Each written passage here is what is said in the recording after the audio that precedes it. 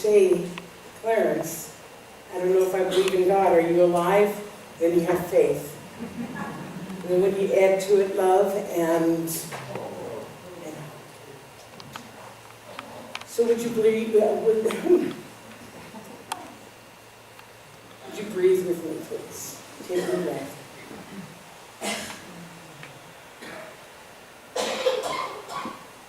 And again.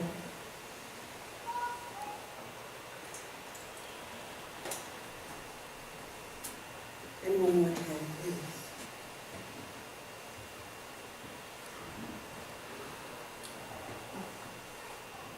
Thank you for that. So I can't believe this day's already here. It's actually here. We did it! We did it!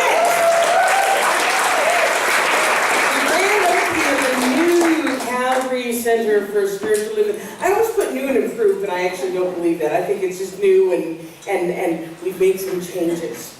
In some ways it seems like it was just yesterday when we kind of started the conversation about whether or not we wanted to have a new spiritual home.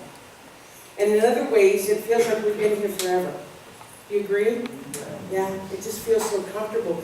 The truth is, and those of you who were on the tour with me, you will know that this is true, that the minute I walked in the door, I knew that this was our new spiritual home. I just knew it. I knew that this was the place that we've been praying for. In fact, 5 minutes into the tour, I turned to the realtor and I said, make it happen. Now, it had some challenges to make it happen. Absolutely. Of course, we had a couple of challenges. I shouldn't say of course, but it was true. For one thing, the owner at the time, really nice man, wanted to sell it to us. But he wanted to sell it to us under his circumstances. And we wanted to buy it under our circumstances. So it took a little negotiating. It took a little convincing. And then the city took a little bit of convincing. Anybody ever have to work with the city on anything? Yeah, you know what I'm talking about. Because spiritual centers in industrial areas are not all that common here in Calgary. They're extremely common where I come from. So that's why I could vision it immediately. This is the place we've been praying for. But it took a little convincing to let the city know that yes, indeed, this was a good idea. The planning process, as you know, took a little longer than we had expected. And then our initial contractor, unfortunately, just wasn't able to complete the project within the time frame. So I know that there were times when you out in the community would wonder if this day would ever come. Am I right? Yeah? Truth is, in my darkest hour, I wondered if this day would ever come. So I'm so happy you're here, and I'm so happy that we have this going on. And the reason why I bring up some of the challenges is that one of the things that we teach in this teaching is that often it's challenges and it's delays on the way to our dreams that provide the deepening, that provide the steepening, that the strengthening, the tempering that needs to happen in order to bring the dream to fruition. Does that make sense? Sometimes the challenges have to happen. Sometimes working through those difficulties help make us the people that we need to be in order to have the new idea or the new vision. That we need to deepen to make the idea welcome. Now, I'm not saying it always has to be challenging, but in my experience, challenges and changes grow us. Is this making sense? Is this making sense? Okay. For instance, when I got here 4.5 years ago, it's been 4.5 years, if you can believe that, this center had gone through many changes in a really short period of time. For instance, the sale of the beloved and longtime building on 17th Avenue that I know some people still grieve the loss of. And the purchase of another building that, while cool, it was a cool building, but it didn't really fit our needs, right? And then moving to a Sunday-only space there at SAIT that was okay, but a lot of people found it unappealing, and it was hard to get to, and not everybody loved it. And then on the heels of that, Dr. Carroll announces her retirement. well-respected, beloved minister. Then there was 4 months of guest speakers during the process until I came here. And then finally, here comes this person, this California person, you know, very, very different from the other minister. And yet, even through all of those changes, all of that, here we are, less than 5 years later, and we have moved into our new under one roof spiritual home. And the energy and the enthusiasm, can't you feel it? Can't you feel it? You bet you can. And I wish that I could tell you that it was all peaches and cream when I came here. Like, oh, you know, it was not like that. It was very difficult. It was difficult for me, and it was difficult for you all. There were definitely times when I thought to myself, dear God, what have I done? And I'm sure that there were times when you thought to yourself, oh dear God, what have we done?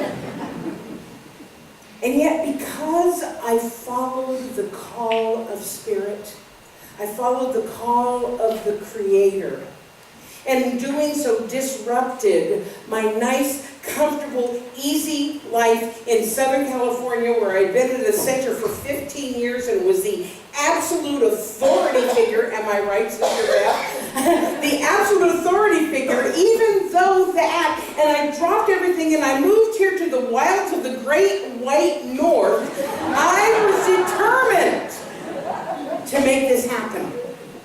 I was determined to make this thing work. And because so many of you had also gone through so many changes and so many challenges and losses regarding this center, I think that you too said to yourselves, we are going to make this work. We are going to make this happen. So the reason why I bring that up is because as we were all going through these collective challenges and these collective changes, a strong and powerful foundation was being forged. In other words, we were being tempered by the fire of what sometimes felt like chaos in order to get to where we are right now. And it took a little while. Absolutely. For one thing, we needed to get an infrastructure in place that would allow for a new idea to be realized, you know, so that we could do something new. Now, don't get me wrong. I want to be very, very clear. There were some amazing systems already in place here. For instance, I came here with this caliber of music. I didn't make this happen. I made it welcome in my life. I allowed it, but I didn't make this happen. They were already here. There was already an amazing administrator, Ethel Newton. I told her to make sure that she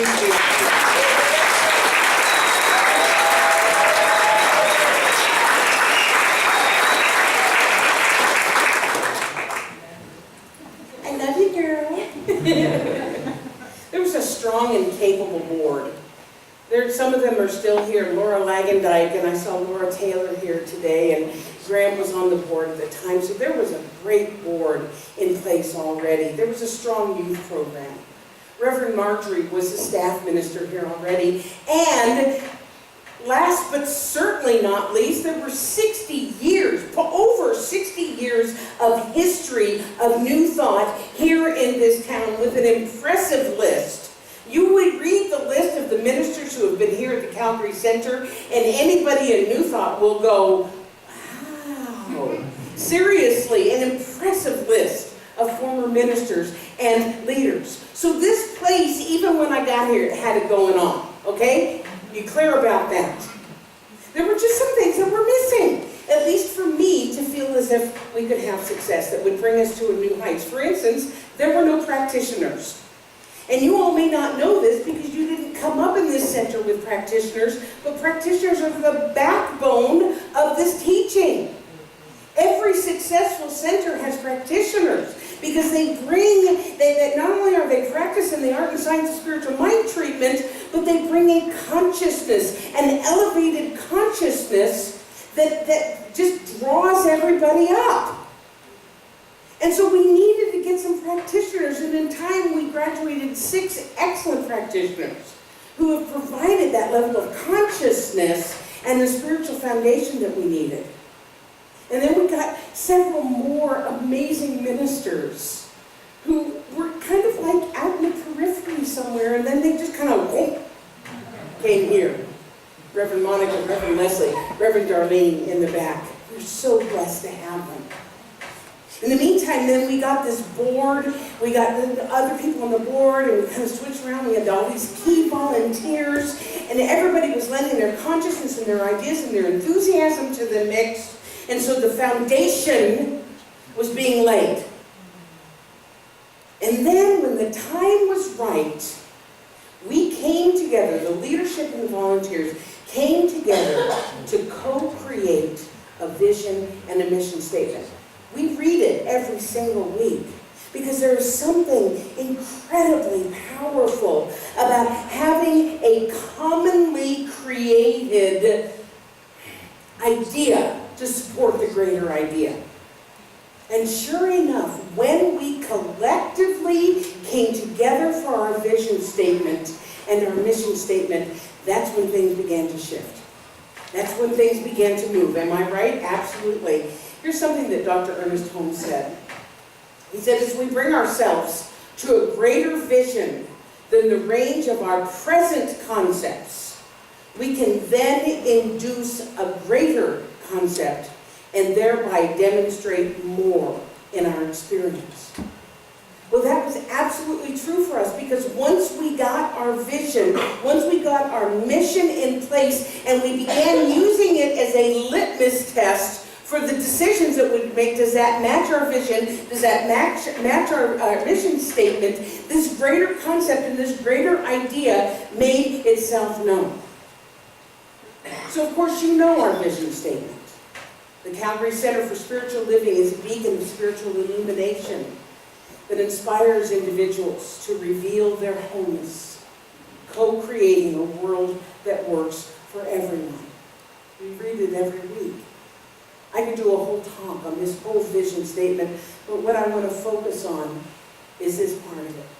And that is a beacon of spiritual illumination. Because to me, this phrase absolutely defines who we are and how we want to show up in the world, both as individuals and as a spiritual center. Because part of being awake, part of being aware in this crazy world of ours, are we living in a crazy world?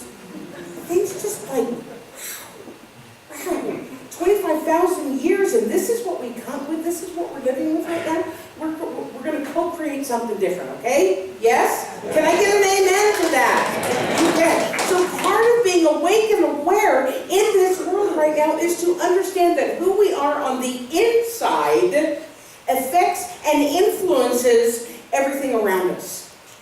Now, of course, we think it's the other way around. We think that what's going on out there is affecting us, and it affects how we think and how we feel. And the whole world thinks that, which is why we have this crazy world. But when we commit to living this spiritual, this awakening life, we begin to understand that who we are in here, right here, is contributing to what's going on out there. Our mental atmosphere, our vibe, our energy, our thought bubbles. Sometimes I think of it as these thought bubbles that are going out and affecting the world. It absolutely affects us, affects the world in ways that we cannot possibly understand. So Jane Goodall said this: you cannot get through a single day without having an impact on the world around you. What you do makes a difference, and you have to decide what kind of difference you want to make. So by being a beacon of spiritual illumination, we understand that it begins with us individually. Now that doesn't necessarily mean that we get a cosmic download and all of a sudden we are beacons of light. Now, I like that idea. But what I actually think happens is that we have access to illumination and light because it's already within us. It's already who we are. We don't need to become more light, or more illumined, or more spiritual, or more deserving. We simply need to allow what is already within us to be revealed. That's all that needs to happen. The challenge is that many of us don't know that we have the light within us, or if we do, we're afraid of it. We're afraid of our light. So either in ignorance or in fear, we hide it under a bushel, to quote the song. Hide it under a bushel, no, I'm gonna let it shine. You guys are really gonna leave me hanging up here, singing all by myself, aren't you?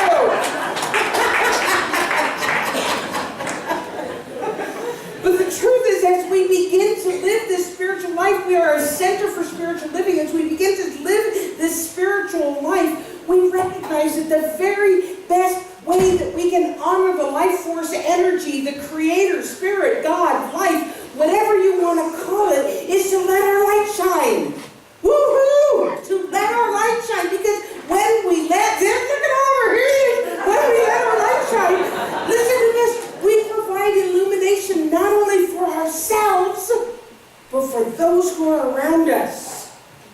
As it says in the Christian Bible, you know, I don't quote the Bible very often, because I often quote it incorrectly. But I actually got this directly from, you know, the Bible of all-knowing things, Google. So I know this happens to be correct. And it says in the Christian Bible, neither do people light a lamp and put it under a bushel. Instead, they put it on its stand, and it gives light to everyone in the house. Amen. Yes! So I want you to think for just a minute about somebody that you know whose light is on. Okay? Somebody whose light is on. Someone who is allowing their true divine self to be revealed and to shine.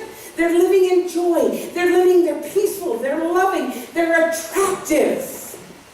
And I don't mean, oh, hey, hubba hubba baby attractive. I mean they're attractive, like we just want to be around them. We just want to hang out with them. As they say in AA, we just want what they have. You know what I'm talking about? And when we find ourselves in their light, we find that we can let our light shine a little more brightly. We see things a little more clearly. The world is brighter. Not because they're doing anything to us, but because our inner light is being activated by the light.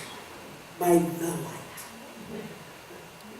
By the way, it's probably one of the main reasons why we offer classes and community events so often. Because there's absolutely something that gets activated within us when we are with people who are also allowing their lights to shine. And what happens is that when all those lights come together, it becomes exponentially brighter. Think about that. When all of our lights are coming together and we're revealing it and we are allowing it, that light begins to grow and begins to grow, and it truly becomes a beacon of spiritual illumination to everybody, because people are looking for their tribe, people are looking for their people. And so as we are here in this new center and we just open ourselves up, it's like a clean light, it's like the light of the top of the Luxor. It's just shining out from here. I love how the universe supports me. I have a great relationship with the universe, right? And, you know, I was on a roll with this talk, and every once in a while I have to take a little break and check Facebook. Like, okay, I made that point, okay? And I was perusing Facebook when I was working on this talk, and here is something that just showed up for me. As you bend toward the light, you will naturally attract like-minded souls to support your journey. Just like a sunflower, as you bend toward the light. So today, as we leave the warm bosom of our spiritual home, after we cut the ribbon and eat cake, we go out into our regular lives, I'd like us all to remember who we are. As Amy so beautifully taught us, remember that affirmation. Walk through your life with that affirmation. I am light, I am light, I am light, I am light. Sing that with me. I am light, I am light. Walk through your life like that. Give your light to everyone you come in contact with. Be the beacon of spiritual illumination that you are. Because if we remember to do that, we will light up this world. I love you, and so it is.